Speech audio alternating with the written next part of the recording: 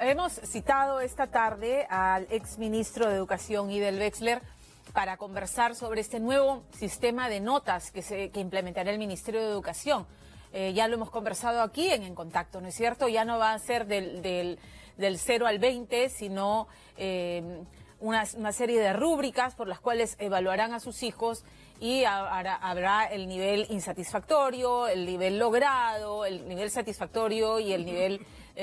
se ríe el exministro. Porque está complejo. Es complejo, yo claro. Ni siquiera es por ABC. No, que es lo que nuestros niños en inicial y primaria aplican. Disculpa que te interrumpa, pero está bien. Eso es lo que están generando. Empecemos con la conversación. La nomenclatura está un poco complicada, pero claro. Bueno, permítame, señor Wexler, comentar un poco lo que acabamos de ver, esta denuncia que se ha hecho anoche en día de dos profesores del Colegio Divino Salvador del Cercado de Lima, que es un colegio privado, que uno de ellos le vendía droga a una de sus alumnas adolescentes de 13 años, primero a cambio de cambiarle las notas, que efectivamente se las cambiaba, y luego a cambio de sexo. Y otro profesor que dice que él tenía una relación consentida con una alumna suya de 13 años.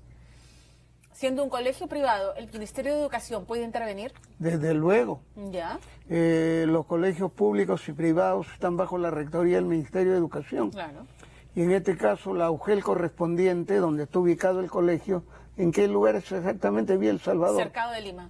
Cercado de Lima, le toca a la UGEL 3. Ya. Hago un llamado a la doctora Pachas, María Pachas, para que envíe un equipo de supervisión y actúen inmediatamente y averigüen esta denuncia porque esto no puede pasar. Estoy seguro que la directora del UGEL, la doctora María Pachas, va a actuar inmediatamente. Ok, entonces es la UGEL 3 la llamada, espero yo también. Estos profesores, claro, tienen que ser procesados y encontrados responsables eventualmente por un juez de los delitos que se le acusan, salen del magisterio, ¿no? O sea, hay una investigación administrativa en lo que corresponde dentro del sector. Si este profesor está nombrado, bueno, ahora no hay clases, pero él no puede dictar clases a partir de marzo. Ya.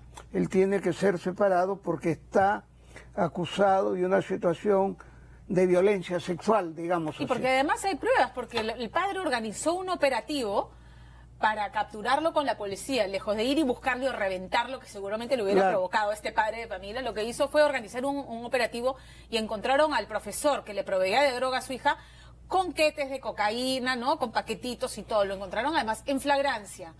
¿Y no hubo una autoridad que los acompañó en este operativo? No, fue con la policía, organizó el operativo con la policía. Una denuncia ya hay pruebas, ya la denuncia ya la fiscalía intervino. Intervino, exacto. Bueno, entonces, ese es un con camino. eso, ya administrativamente estos profesores no deberían entrar a un aula. No deberían entrar a un aula. ¿Ya? Entonces, uno es el proceso administrativo que le corresponde a la UGEL, tanto cuando hay acoso sexual como cuando hay esto de promover el uso indebido de drogas, y otra es la vía ya jurisdiccional que corresponde en este caso a la policía y a la fiscalía para presentar la denuncia correspondiente. Pero ese profesor o cualquier profesora que no puede seguir enseñando a los alumnos si es que hay evidencia de que estarían actuando mal. Como en el caso además del segundo profesor que admite que tuvo una relación y él dice, estamos enamorados con una niña de 13 años. Ya la admisión de parte es suficiente para que este profesor sea temporalmente separado. ¿Y la niña dice que está enamorada? Dice que es una relación consentida con su alumna de 13 años. Bueno, pero él mientras es profesor es una alumna que está dentro del colegio. Y ella es una menor de edad. El llamado a actuar responsablemente es el profesor, ¿no es cierto? Claro, porque puede ser inducida de alguna manera. Y él es un profesional, un profesor que tiene ciertos comportamientos que debe respetar y debe actuar con solvencia ética. Yo creo que el argumento que utiliza, desde mi modesta opinión, no tiene un valor. Pero eso que lo vean las autoridades administrativas y jurisdiccionales lo antes posible. Me alegra que nos haya aclarado, porque ayer yo tenía la duda si siendo colegio privado podía intervenir el Ministerio de Educación. Nos ha dicho que tiene que intervenir. Hay colegios privados, Pamela, que creen que no, la jurisdicción no le corresponde al Ministerio de Educación. El Ministerio de Educación es el órgano rector administrativo de todo el sistema educativo peruano. Muy bien. Pasemos al tema del cambio para el que lo hemos convocado. Yo encontraba que es el sistema de evaluación que hay en el colegio de mis hijos, que los evalúan por diferentes criterios y van notas individuales que luego se promedian y sale una nota final del 1 al 8. ¿Con números? Con números. ¿En tu colegio actualmente? Sí, en el colegio hasta el año pasado era con números. Salían ¿En notas. primaria o en secundaria? En secundaria, del 1 al 8. Ya, pero en primaria... En primaria, no, en primaria van con letras. Ah, las letras C, que quiere decir que está en inicio o tiene dificultades, B, que está en proceso, A y AD. A, que logró el aprendizaje, y AD, que tiene un aprendizaje destacado. ¿Eso sabe desde qué año está en el Perú en la primaria? Desde 1995. Y en la inicial también. Así como tú, que eres madre de familia y comunicador y profesional, la mayoría de padres de familia y la mayoría de niños que llegan hasta sexto saben lo que significa cada letra. Es más, saben que la evaluación está para promover procesos de recuperación, aquellos que tengan dificultades, y para fortalecer a aquellos que tengan buenos logros. Por eso es que la letra va acompañada de una descripción. Sí, me parece fabuloso porque realmente eres consciente de dónde apuntalar a tu hijo. Claro. ¿No? Está en inicial se recibe todo un listado que acá en el Perú le llamamos indicadores de logro. Pero mira que en otros países se le llama descriptores educativos. O sea que inclusive algunos ya no usan ni código de letra, ni tampoco código numérico, sino describen el logro, la dificultad, el avance, dependiendo del rendimiento en los aprendizajes del niño. Por eso se llama evaluación cualitativa, descriptiva de las competencias de aprendizaje, para que el padre y el alumno sepa cómo se van desenvolviendo en la escuela. De acuerdo. Ahora, ya, si nos pueden poner en Singapur, pantalla, por ejemplo, no hay letras. Para que, en Singapur no hay letras, ni números, no hay números, solamente describen. Y vea y en Finlandia, hay de 4 a 10. Ya, de 4 a 10. En otros países, por ejemplo, en Eslovaquia, hay del 1 al 5, pero el 1 es para el que tiene el logro destacado y el 5 para el que tiene dificultades. O sea que no es una novedad en el mundo, y el Perú es pionero en estas cosas desde los años 70 en inicial. Ahora, usted me preguntaba si es que también en secundaria, que es donde ya está mi hijo adolescente, se usaban números o letras. ¿En qué grado está? Él pasa a octavo, que vendría a ser segundo de media. Segundo de media. Claro, vendría a ser segundo de media, ahora es octavo. Claro, bueno. Son rúbricas, ¿no? Rúbricas, hay diferentes conceptos en los que los evalúan, incluso en el mismo examen. Hay 4 o 5 ítems que se evalúan que tienen notas independientes. A mí eso me parece saludable, pues porque una sola nota que englobaba todo podría resultar confuso en una persona que tiene habilidades escritas muy buenas, pero orales no tanto, y eso es lo que hay que reforzar. Por ejemplo, en un examen. Claro, por ejemplo, en comunicación. En comunicación, claro. En el dominio del lenguaje español, que es el que usamos. Una de las competencias actuales es que se comunica oralmente. Antes era se expresa y comprende oralmente, que es lo mismo.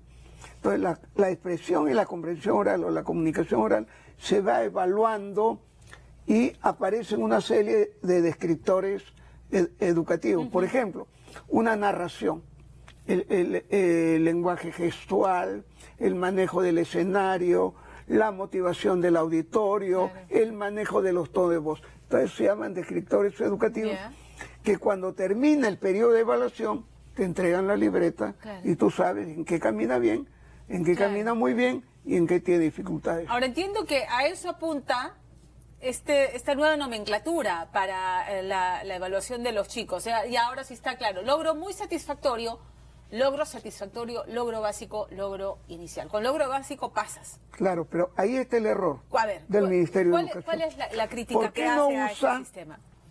Las mismas letras que venimos usando en inicial y primaria. ¿Para qué complicar la vida? Por ejemplo, tú ya sabes que es C, que es B, que es A y que es AD, y la mayoría de los padres de familia. Entonces, esto no debería existir, sino hay que mantener la D, la A, la B y la C, que es una de las sugerencias que yo vengo haciendo al Ministerio. ¿No es cierto? En esencia, es lo mismo, ¿no? Claro, pero ¿para qué complicar la vida? Ese es el error pedagógico del ministerio. No al fondo del asunto, que es la forma en que se va. ¿En secundaria ya se aplicaba esta forma de poner criterios de evaluación y notas Sí, pero no individuales? tan profundamente. Ya. ¿En ese sentido usted está de acuerdo? Estoy de acuerdo, pero no estoy de acuerdo que se cambien las letras. Ya. Y lo acabo de comprobar contigo. Sí, pero no me acordaba. Claro, y No me así acordaba. puedo hablar con De varios acuerdo. periodistas y comunicadores que dicen, yo creo que fue Pati del Río en otro medio, que yo ya sé cómo evaluar a mi hijo, cómo se evalúa a mi hijo, ¿por qué me lo cambian? ¿Por qué me cambian? Claro. Lo mismo podría decir tú, si ya sé que es A, B y C, ¿para qué me cambia esto que me genera todo un problema? Es más, los niños ya lo saben. Sí. Y los profesores. Ahí hay un primer error que espero el señor ministro rectifique a su equipo pedagógico. Y el segundo error es, ¿sabes cuántos profesores se incorporarían en este sistema de evaluación? Cerca de 200.000 profesores. A los que hay que capacitar en ese nuevo Claro, sistema de evaluación. 150.000 que son a los profesores de en los colegios públicos y 56.000 en los colegios privados. Y dice la viceministra de Gestión Pedagógica, en un mes los voy a capacitar. Por favor, eso es imposible. Entonces, la otra sugerencia que estamos haciendo es que lo hagan gradual. Y el señor ministro lo ha anunciado. Comencemos con primero y media. Ya. Todos los niños que van a entrar a primero y secundaria, vienen de sexto de primaria. Sí. Y entonces, claro, no es tan fácil, porque hay que capacitar a cerca de 38.000 a 40.000 maestros. Pero es cambiarles el chip, ¿no es cierto? Porque claro, los criterios de evaluación era, esta pregunta vale 3 puntos, y a su criterio le pongo 2, 5, hace la sumatoria, y va, aquí son separar conceptos y criterios de evaluación. Claro, cuando toman una prueba... Además hay un componente subjetivo también ahí, ¿no? Claro, por eso es que no es un modelo tan fácil. No es lo mismo que poner 10, 12 y 14, el promedio es 12, y bueno, cuando pregunta el padre, tiene 14 en tareas, 10 en intervenciones orales y 2 en examen. Sume usted, tiene 36. Divide entre 3, tenga 2. Eso ya no funciona. En ese sentido, en varios colegios se han venido usando criterios e indicadores. Es más, en la prueba, a veces le mencionan qué es lo que están aprendiendo o la pregunta a qué corresponde. Eso con letras es más descriptivo. Ahora, no se trata solamente de poner la letra y decir el significante de esa letra, sino que hay que describir en qué va bien y en qué va mal. Claro, supone un esfuerzo extra en el evaluador, en el profesor, al momento de calificar. Por eso hay que capacitarlo. Claro, supone un esfuerzo y eso extra, no se ha hecho en secundaria. Y una mirada más profunda en el alumno que solamente lo que se lee en el examen y en el papel. Por eso se llama, Pamela, evaluación formativa. De acuerdo. Hay quienes lo critican, eso de... ¿Por qué? Yo antes tenía muy claro que si mi hijo sacó 15 está bien, y si sacó 10 jaló, y si sacó 11 pasó raspando. ¿Por qué me cambian las cosas? Ya, pero si un alumno tiene 15, te dice algo, en qué es lo que está aprendiendo, porque no tiene 20, en qué tiene dificultades, dónde está progresando. Claro. Y si la evaluación es un proceso, cada trimestre o cada bimestre, que te convocan al colegio o te mandan la libreta, tú tienes que saber dónde el hijo o la hija va caminando y dónde tiene dificultades para poderlo apoyar. Por eso se llama evaluación formativa, evaluación recuperadora, evaluación descriptiva. Lo otro de usar los números no tiene un carácter educativo, por eso es que la mayoría de países ya no se utiliza. Yo estaba revisando ayer ¿en qué país? Mira, de 0 a 20 en Francia, en varios países europeos de 0 a 10, pero Chile está del 1 al 6, en el sentido de ir bajando los rangos. Claro. Uruguay y Colombia del 1 al 5. En Singapur no hay letras ni números, hay cualificaciones. Claro, el profesor... Y como te decía, en Finlandia es de 4 a 10, pero ahí la evaluación es cualitativa, en no matemáticas, promedial. por ejemplo, que son ciencias exactas, o física o química, ¿Cómo son estos criterios? Yo a veces veo a mi hijo que desarrolla y siempre me guío por mi experiencia personal para graficar mi pregunta. Estas operaciones sumamente complejas en las que equivocaste un signo o equivocaste un número y el resultado no va a ser el que se espera de esa ecuación, el resultado correcto. Pero hay un desarrollo en el que el niño demuestra que entiende, que puede resolver y falló en esa sola cosa que te varía el resultado final.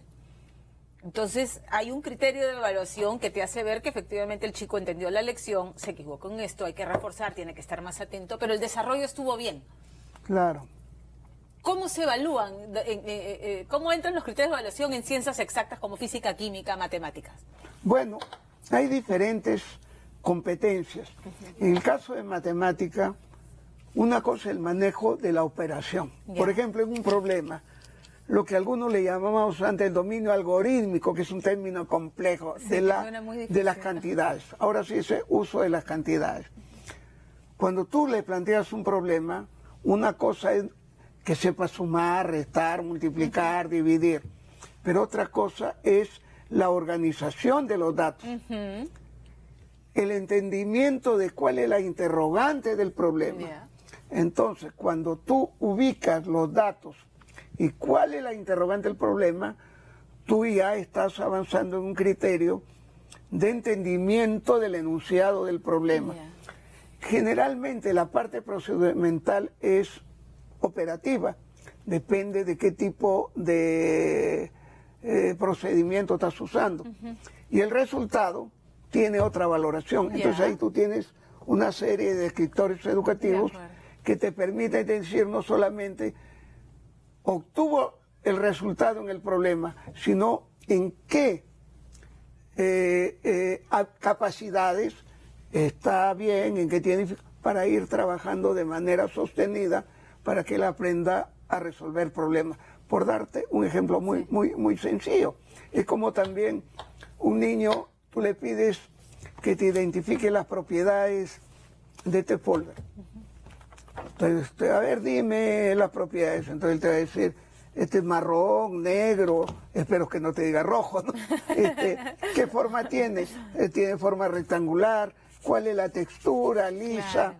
¿Qué estado físico tiene? Sólido. Entonces, de acuerdo a la gradualidad de la identificación de las propiedades, es que tú vas valorando el progreso del alumno. Los conceptos que se le van. Esa es la idea. Es fabuloso. Entonces la crítica es ¿por qué cambiar las letras? Vayamos al sistema que ya conocemos que es exactamente lo mismo, la nomenclatura. Y número dos, el tema de ir gradualmente para poder comenzar capacitar con primero a los profesores. De primaria, de secundaria, perdón. Y la tercera. Tengo mis temores que el equipo pedagógico del ministerio entienda bien el fenómeno de la evaluación descriptiva. Esto es bien complejo.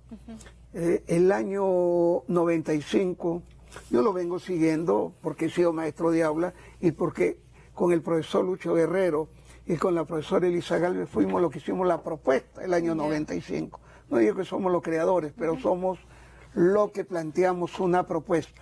Esto requiere experiencia, haber evaluado en el aula. Aquello que tú me cuentas es parte de la experiencia como mamá. El técnico del ministerio no basta que haya leído, tiene que tener experiencia cotidiana en el aula. Y ese es mi temor a la hora de implementar procesos tan interesantes, pero que requieren experticia y conocimiento en la realidad cotidiana. Están en el camino correcto, hay que hacer ajustes, sobre todo esta modificación en particular, pero sobre todo ajustes para implementar. Estas dos modificaciones creo que todos se las están pidiendo, pero ya un manejo técnico del tema es lo que yo veo que estaría un poco flojo también en el ministerio. Antes de dejarlo ir, señor Wexler, el congresista Rogelio Estoy muy contento Tucto, porque he podido dar ejemplos y esas cosas. Pero esa es la idea, de ser didácticos, de explayarnos en un tema. En menos de un mes los chicos entran a clases otra vez. Entonces los papás también tenemos una cuota de responsabilidad en eso. Por lo pronto entender este sistema de evaluación. El congresista de Frente Amplio, Rogelio Tucto, ha presentado un proyecto de ley que pretende prohibir el uso e ingreso de teléfonos celulares y otros dispositivos a las aulas en los colegios de primaria y secundaria. ¿Pero para qué una ley? Simplemente el ministerio que saque una norma. Una disposición en ese Claro, sentido. no todo tiene que ser ley. Ahora, por sentido común... Yo pensé que por sentido común eso por estaba sentido dispuesto, común, si ¿no? yo soy director del colegio, yo lo que haría es que los alumnos a la hora que lleguen en un determinado lugar dejen el celular. Claro, en el colegio mi hijo Porque es no así, se le puede o sea, prohibir que llegue, ya. porque después un chico de cuarto, de tercero y La medio coordinación se con la comunica mamá, con la mamá, así con el es, papá. me pasa. Pero una vez que pasa en ese lugar donde se guarda el celular, el alumno debe estar sin este aparato. elemento distractor. Que Pero es un para eso elemento no se distractor. necesita una ley. No, ya. Creo que muchos directores ya lo hacen. Ya. Y en todo caso, Digamos, sacar una una disposición más norma, un formal que oficio. sea el Ministerio de Educación, el ministro Alfaro el que Claro, lo disponga. claro. Muy bien. Pero ley no para todo. Okay. Un gusto, No, muchísimas el gusto gracias ha sido por mío, estar con Pamela, y te nosotros esta agradezco tarde. Gracias. por la oportunidad de poder explicitar mis puntos de vista sobre el modelo, pero para que haya cambio hay que hacerlo bien. Y el Viceministerio de Gestión Pedagógica no está haciendo bien este trabajo. Hay que replantearlo en gradualidad, Ya. en capacitación y con equipos que manejen bien el tema evaluativo. De lo contrario, no avanzamos. Gracias.